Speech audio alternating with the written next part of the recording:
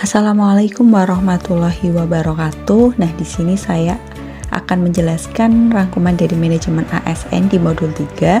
Saya Rohmadona Sari, peserta Latsar CPNS angkatan 101 kelompok 2.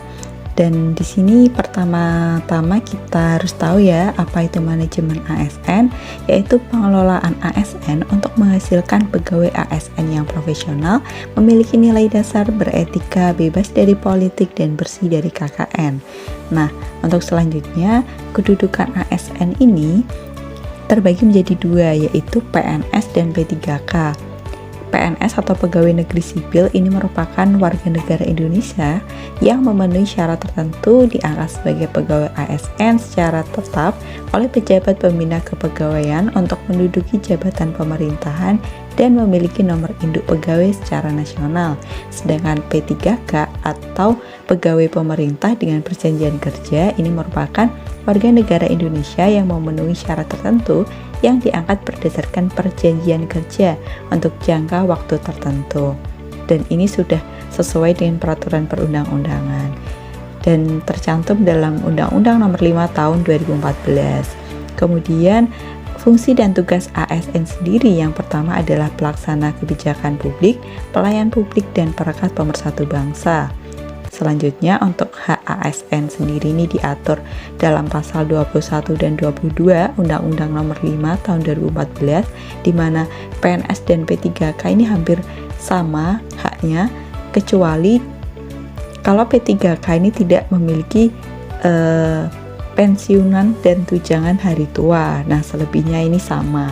Kewajiban ASN, di mana yang pertama itu ada setia dan taat pada Pancasila, Undang-Undang Dasar 45, NKRI, menjaga persatuan dan kesatuan bangsa.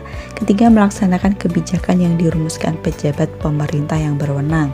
Kemudian yang keempat, menaati peraturan perundang-undangan, melaksanakan tugas kedinasan dengan penuh pengabdian, kejujuran, kesadaran, dan tanggung jawab, menunjukkan integritas dan keteladanan dalam sikap, perilaku, ucapan, dan tindakan, menyimpan rahasia jabatan dan hanya dapat mengemukakan rahasia jabatan sesuai dengan ketentuan peraturan perundang-undangan.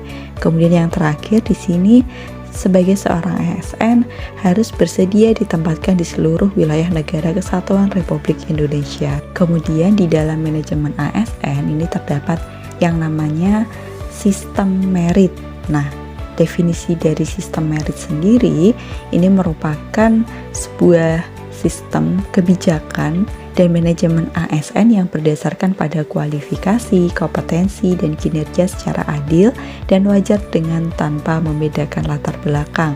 Untuk selanjutnya, manfaat dari sistem merit ini sendiri yang pertama yaitu mendukung keberadaan penerapan prinsip akuntabilitas, dapat mengarahkan SDM untuk dapat mempertanggungjawabkan tugas dan fungsinya. Kemudian instansi pemerintah mendapatkan pegawai yang tepat dan berintegritas. Oke, selanjutnya ada pelaksanaan sistem merit, yaitu ada perencanaan ya di awal, yaitu perencanaan kebutuhan pegawai. Kemudian setelah itu terdapat pegawai ASN yang terpilih, kemudian yang terpilih tadi ini ditempatkan sesuai perencanaan. Selanjutnya yaitu ada monitoring penilaian pengembangan, di mana ini didasarkan pada pangkat dan jabatan dalam ASN, pengembangan karir ASN, mutasi pegawai, dan penilaian kinerja. Kemudian di sini ada kelembagaan dan jaminan dari sistem merit, yaitu ada dua. Yang pertama ada Komisi ASN dan Kemenpan RB. Kemudian di sini ada mekanisme pengelolaan ASN. Yang pertama ini ada alur manajemen PNS ya, yaitu dari awal itu ada penyusunan dan penetapan kebutuhan, kemudian pemerintah melakukan pengadaan, kemudian di sini berdasarkan pangkat dan jabatannya dan terus berkembang karirnya, kemudian sampai di titik promosi. Setelah itu adanya salah satu hak ASN juga, yaitu dia mutasi, yaitu ditempatkan atau berpindah dari instansi satu ke instansi lain, kemudian adanya penilaian kinerja selama bekerja, kemudian ada penggajian dan tunjangan, kemudian pemberian penghargaan, jaminan pensiunan dan hari tua, dan juga kedisiplinan serta perlindungan gitu terhadap PNS. Selanjutnya ini ada alur manajemen dari P3K, yaitu hampir sama ya, yaitu penetapan kebutuhan,